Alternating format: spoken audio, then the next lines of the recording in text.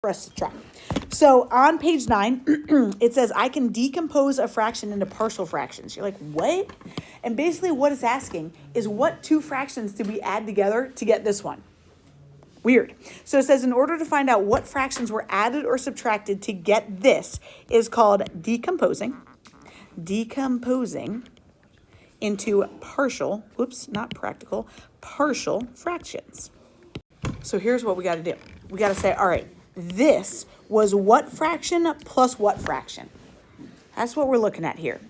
And you're going to say, oh, well, the first denominator is going to be one of these, and the second denominator is going to be the other. So I'm going to say x plus 3 was definitely one denominator, and x minus 3 was the other. But then I don't know what was on top. So I'm going to say a over some denominator and b over the other. Now, you guys, this problem looks like just like what we were working on earlier this week, meaning I just have a big old equation with lots of denominators in here, and we hate fractions. Let's get rid of those denominators. So what could I multiply this guy by to get rid of this denominator? And x minus 3. So this guy needs an x plus 3 and an x minus 3. That means if I give that to the first one, I got to do that to the second one, and I got to do it to the third one. Here we go, people. If I already have an x plus 3 here, does that cancel out this guy? Will this help me cancel that one out? Bandy! Will this x minus 3 help me cancel that one out? So I don't have to do any more with them. So when I multiply them out through, x plus 3 is gone, x minus 3 is gone. Good. What's left on the first set? Thanks, Steffi. 9 minus 9x. On the second set, be careful. What's left? Oh, and this one, don't distribute. You peek, guys. This is going to make life easier. Don't distribute. A times x minus 3, right? Don't distribute that. I promise you'll see my y. And then my x minus 3's cancel, and I'm left with b times x plus 3. Here's where you're going to be like, did you make this up? Is this fake math? Here's the deal. We got to know what my a and my b are, right? But right now I have 3 variables, an a, a b, and an x. There's like too many unknowns. You literally get to say, all right, I want x to be something to help me solve for my a and my b. You can pick x to be anything. Here's what we got to think about. What should x be to get rid of my a's to help me solve for b? Well, yeah, if I made x 3, do you agree I'd have no a's? You with me, Loy? You with me, Labeo? Yeah. So I'm going to say if x is 3, we plug that into this entire equation, you guys. If x was 3, I'd have 9 minus 9 times 3 equals, what would I have here? 0. So I've got no a's. And how many b's would I have? 6 b's. So I've got, maybe I even write that, like no a's and 6 b's. You don't really have to write no a's, but if that might help some people. Let's simplify. What is 9 minus 27? You got this, 9 minus 27? Negative 18 equals 6b. What does my b have to equal? Yeah, you just found it. Okay, so that was one scenario. You're like, if x is 3, that helped me solve for b. That's good. We need to pick x again, though, to get rid of my b's to solve for my a's. What should my x be over here to cancel out my b's? Negative 3. So I'm going to do a second scenario if x is negative 3. And I'm just going to highlight that because that's like we just came up with that. You have to discover that on your own. If x is negative 3, then you go back and you plug it in. If x is negative 3 and negative 3 and negative 3. If x was negative 3 over here, what do you think? 36, agreed.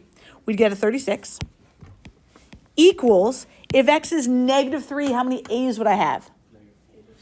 Negative 6a. How many b's would I have? 0 b's.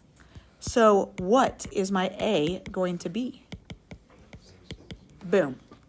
What you just figured out is if your a is negative 6, if I had negative 6, I'm going to write it. If I had negative 6 over x plus 3 and negative 3 over x minus 3, if you add those two fractions up, you would get what we started with. These are the two partial fractions added up to get that answer. Why did I do the first one first? Because look at that bottom. It was already factored for you. To do partial fractions, you need to have that denominator factored, and I didn't factor it for you on this one. So we got to do that first, and then we'll split it into our partials. So what is that going to toot to be? What multiplies to be -2 and adds to be 1? Multiplies to be -2, adds to be a +1, would be a 2, y plus 2, and a y minus 1. And off to the side, I'm going to say a over one of those denominators. I'm going to go with y plus 2 because you said that first. And b over the other one.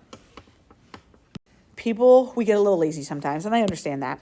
But here's the mistake they make. We have a y plus 2 and a y minus 1. And when we don't write that out, I'll show you what people tend to do. We got to multiply by those denominators. And they cancel out. We love when things cancel. So we'd get an 8y plus 7. Biggest mistake people do is they'd say a times y plus 2. What's my a actually multiplied by? The other denominator, right? A lot of people will say a times its own denominator. No, that its own denominator cancels out. So I'd have a times the other denominator. You sure could. Just stay consistent with your work, though. Ours is just going to be flipped, and that's totally fine. Y minus 1, so I'd have b times a y plus 2. Then this is the funky part. We have 3 variables, an a, a b, and a y. So you got to pick a y to help us solve. What could I pick to get rid of my a's? 1. So I'm going to just say, all right, in this situation, I'm going to say, what if y is 1? What's that going to get me here? If y is 1, what would that get me over here? 8 times 1 plus 7. 15. Equals. If y is 1, you agree we got no a's. And 3 b's? B is 5. Okay. Then the other kind of awkward step is what are you going to pick to be your y to get rid of my b's? -2. I'm going to say, all right, I want my y to be -2. And then I got to go plug that in. -16 plus 7. -9. Equals, how many a's? -3. Is that right? -3 a's? And no b's? So we cancel out. Therefore, a is 3. So, Labeo, I just want to make sure that our final answer looks the same because my a, I have a 3 over my y plus 2. You could not have a 3 over your y minus 1. You know what I'm saying? So did you have a 3 over a y plus 2 and a 5 over a y minus 1? Yeah. If I add these two up, I would get this. Last one, toot or o-toot. Really, really the worst. What multiplies to be 3 adds to be -4? -3 times -1, -3 plus -1. Yep. Don't forget with O2, guys. Bring down the first term. Replace the middle one. Bring down the last term. Groupadelphia. Okay. What's that first one have in common? 3y, leaving me with a y minus 1. Ooh, this is a little funky because my next parenthesis has to be a y minus 1. Bandy, I feel like we kind of ran into this yesterday. It has to be a y minus 1, but I kind of have the opposite thing up here. What could I factor out, you guys, to get a negative y and a positive 1? Yeah, if I take out a -1 there, that would distribute in to get me what I started with. So if I write this pretty, it'd be a 3 minus 1, 3y minus 1, and a y minus 1. Is that right? Okay. Yeah, that's why I had to leave so much space on these problems. There's a lot to each of these. So if I were to rewrite this, I'd say, all right, -4y over 3y minus 1, y minus 1 equals some a over one of those fractions and some b over the other one. We're going to multiply by those denominators, y'all. We got a 3y minus 1 and a y minus 1.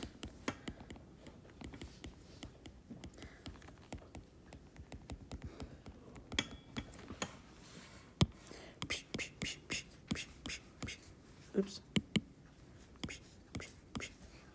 Okay, when I multiply by those denoms, we're going to just have our minus 4y equals a times what? Yeah, y minus 1, not the 3 minus 1. And my b times the other denominator, which is 3y minus 1. This one's a little weird. What are my two y values going to be? Y equals 1, we'll get rid of this a. What do we got to think about over here? Yeah, and if you're like, what? How did they get that? You guys, every time you just set those equal to 0.